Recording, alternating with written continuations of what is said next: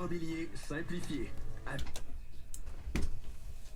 Effectivement, comme tous les mardis matins, bon matin, Patrick Lapalme de chez Remax Prestige. Salut Sylvain. En forme? Ben oui, très bien toi, oui. Super en forme. Oui, ça va très très bien aussi. On va parler ce matin de la retenue chez le notaire. C'est quoi et c'est pourquoi? Ouais. Ça sert à quoi? C'est un outil qu'on va informer les acheteurs, les vendeurs aussi. On peut utiliser ça, cet outil-là, d'une retenue. Un exemple, là présentement, aujourd'hui, ça va bien, là, il pleut, là. Mais si on s'en va durant l'hiver, on ne voit pas les toitures, on n'est pas capable de faire des vérifications plus poussées du champ d'épuration, d'aller vérifier nos drains français par l'extérieur, tout dépendant s'il y a une entrée à l'intérieur, oui ou non. Donc, la retenue chez le notaire va servir à notre acheteur et vendeur, avec une entente ensemble, d'établir un montant qui va être retenu après l'acte de vente. Donc, on passe chez le notaire, on a une problématique. On passe à zéro.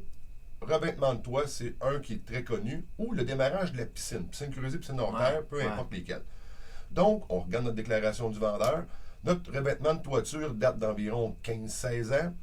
L'inspecteur ne peut pas aller voir ce revêtement-là parce qu'il a couvert de neige et là. Notre client a une crainte par rapport à ça. Il veut se garder une retenue chez le notaire. Un petit peu de l'argent en garantie. C'est vraiment ça. C'est vraiment de l'argent en garantie. Parce qu'il peut y avoir une négociation que le vendeur va s'engager à faire le revêtement de toit au courant du printemps. Ça peut être une négociation qui est là. Donc, notre vendeur va aller faire une estimation de coût de travaux. Un exemple, ça coûte 3 750 $ pour notre client vendeur avec un entrepreneur licencié. Notre acheteur a fait la même chose, une vérification. Lui, il arrive avec un montant de 4 000. On va négocier les deux, mais on s'est entendu que notre vendeur va s'organiser à faire les travaux après l'acte notarié. Donc, on va toujours aussi rajouter dans la transaction, comme ici dans le cas, on a 3 700, 4 000 $. On peut faire un package deal à 3 008. Parfait, numéro 1, les clients sont contents. On va rajouter un montant supplémentaire pour s'assurer que notre vendeur doit vraiment faire cette particularité-là, ces travaux-là. Sinon, ça va être l'acheteur qui va le faire.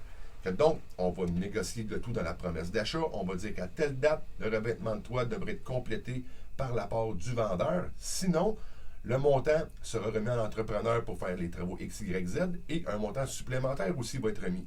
Donc, le notaire, lui, quand il va recevoir la preuve que le vendeur a bel et bien fait son revêtement de toit avant la date prescrite, il va aller voir le notaire et le notaire va libérer ses fonds à lui. Dans le cas, c'est le cas inverse que le vendeur a dit, bon, ben regarde, moi j'ai laissé un 4 000 $ sur la table, plus un 1 000 $ de compensation, ça ne me tente pas de le faire. Ben, à la date butoir de la fin de la condition, notre acheteur va aller voir le notaire pour lui dire, regardez, le client vendeur n'a pas réalisé la condition, on a 5 000 $ de déposé dans le compte en fidéicommis in trust du notaire. Le notaire va aller remettre la somme du 5 000 $ par exemple, au client acheteur pour qu'il puisse faire effectuer ses travaux. On voit ça fréquemment pour des vérifications d'installation septique aussi. Bon, la fosse septique, elle peut se vérifier durant l'hiver, mais le champ d'épuration, ça ne se vérifie pas parce que c'est gelé. Et les gens veulent bénéficier de leur chalet durant l'hiver. Donc, s'ils ont des doutes par rapport à ça, ils vont aller établir des prix, des retenues chez le notaire. Et après ça, il va y avoir une opération qui va être faite, tout dépendant des documents qui vont être demandés, si oui ou non il y a une problématique. S'il n'y en a pas, l'argent va être libéré du notaire, mais naturellement, avec preuve. Ça nous prend vraiment les documents pour nous dire que la problématique, elle n'est pas là ou elle est là. Donc, il faut vraiment s'assurer que notre notaire comprenne très bien la clause, puis sont habitués de faire ça, les notaires. Là. C'est un peu comme tu disais tantôt, une clause de garantie. Toi, tu me parlais d'une piscine. Tu achètes en plein hiver, il y a une piscine. On n'a pas vu l'état de la piscine, évidemment. Donc, c'est une bonne chose de demander justement un montant en garantie parce que quand on va partir la piscine, on s'aperçoit que c'est brisé. Ça pourrait être uniquement quand on fait le tour de la piscine, la toile, on ne peut pas la voir, la toile. Donc, si on arrive au printemps ou quand il y a le dégel qui arrive, mais la toile est toute déchirée ou des choses comme ça, il va y avoir une retenue faite sur la piscine avec un montant qui va être établi là. Ça va être une négociation toujours entre l'acheteur et le vendeur. Donc, on peut quand même faire la transaction, mais on va protéger nos deux parties, le vendeur et l'acheteur, et tout va bien aller dans ces cas-là. Le courtier peut servir d'intermédiaire, j'imagine, conseiller les parties? C'est exactement notre travail, de servir d'intermédiaire et puis de trouver aussi, d'aider nos clients, acheteurs ou vendeurs.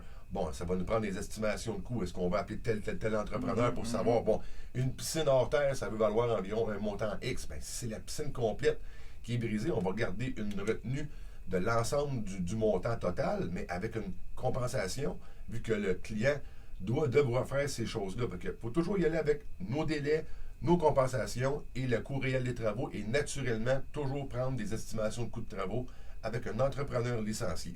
C'est très important. Patrick, si on veut te joindre. Mais facilement au 450-499-5544. Vous pouvez voir toutes mes chroniques immobilières sur ma chaîne YouTube et naturellement sur mon Facebook. Tout est disponible. Patrick Lapalme, un but, une passion. Vendu. Certainement.